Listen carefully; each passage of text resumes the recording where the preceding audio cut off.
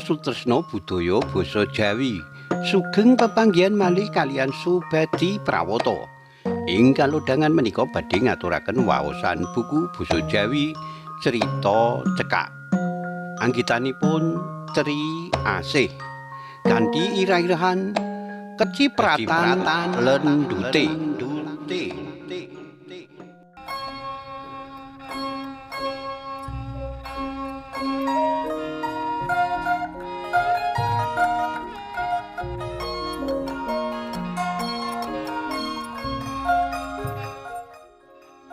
Loh, ngopo Jon?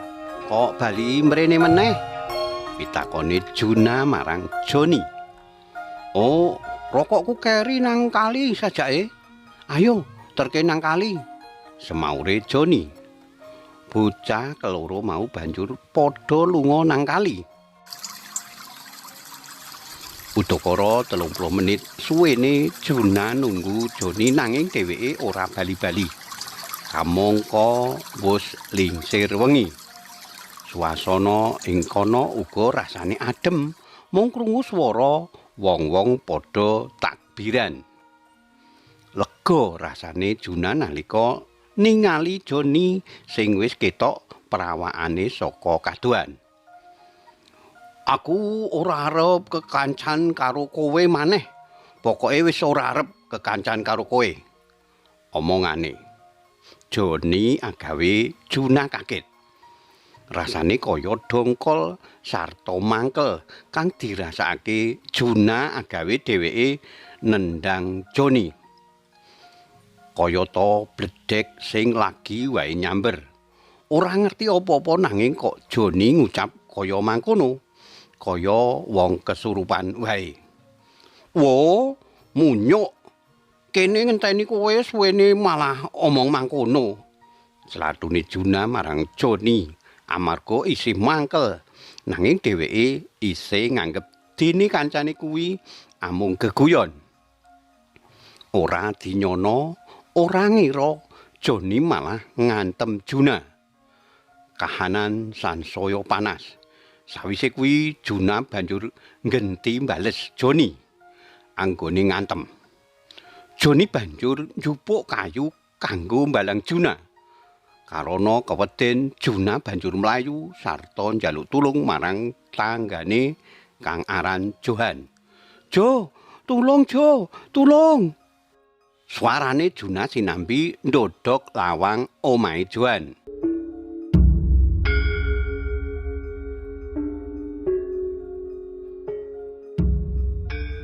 Swara ribut kuwi keprungu dening Mbak Sum minangka mbakyune Juna. Jalaran ana swara muni tulung-tulung. Mbak Sum banjur metu lan misah bocah keloro kuwi.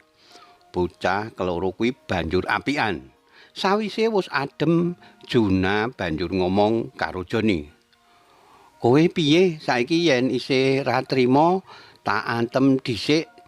Ayo tak prisake neng dokter. Pangajake Juna. Joni banjur mantuk.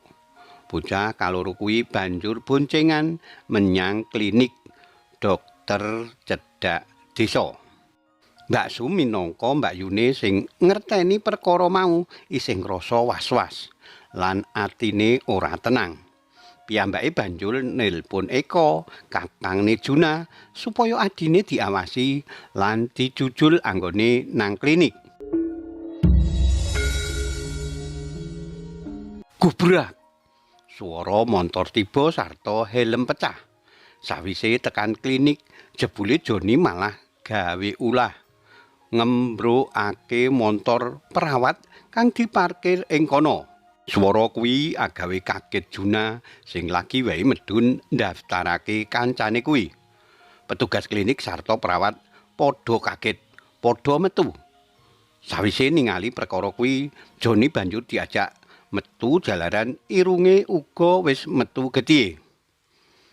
Ayo Mas, mlebu ndang tak obati wae. Pangajake perawate. Udakara 5 menit Juna tekan klinik. Eko kakangne uga wis tekan.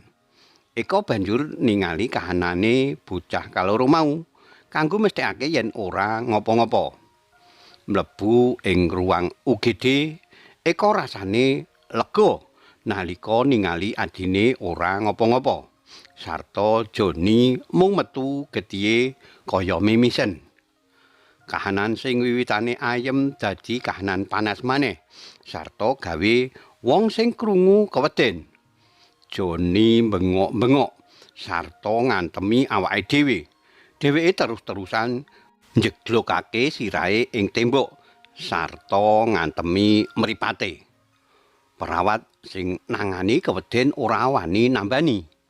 Pasien sing padha nginep ing klinik kuwi uga padha keweden, ana sing nganti metu kamar, ana sing ndelik ing kamar mandi. Eko sing bingung ningali polahe Joni. Bocah kuwi kaya wong kesurupan, kaya udu Joni sing biasane. Bocah anteng. "Heh, Jon, kowe iki ngopo? Sadar, isih arep gelut apa kepiye? Ayo yen gelut metu karo sapa dendammu?"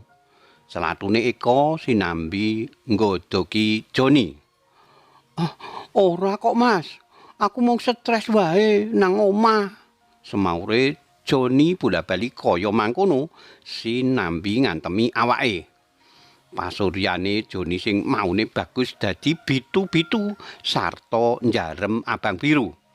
Mripate dadi menyonyo, gedhe merga polahe dhewe. Perawat sing maune wani nambani Joni dadi keweden. Udakara pirang menit Joni wis tenang. Perawat lagi wani nambani Joni. Sus, mriki wonten CCTV mboten? Panjenengan kersa dadi saksi mboten dene benjing keluarga pasien menika mboten nrimo menapa nyalahake? Pitakone Eko marang perawat klinik. Jalaran dheweke duweni pikiran mesti keluargane Joni ora trimo yen anake bali-bali dadi kaya mangkene. Wonten Mas. Klinik menika wonten CCTV. Dene benjang kula lan kanca kula ugi siap dados saksi menawi saking pihak keluarga mboten nrimo kedadian menika menapa dene badhe dipun kasusake wonten polsek, ucape perawat klinik mau.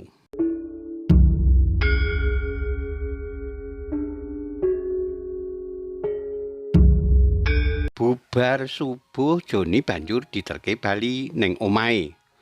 Dumugi ing omahe, Eko banjur ngandharake kabeh kedadiane marang wong tuwane Joni. Dene yen ora percaya bisa mara ing klinik ningali CCTV. Iya Mas, matur nuwun wis ngeterake Joni.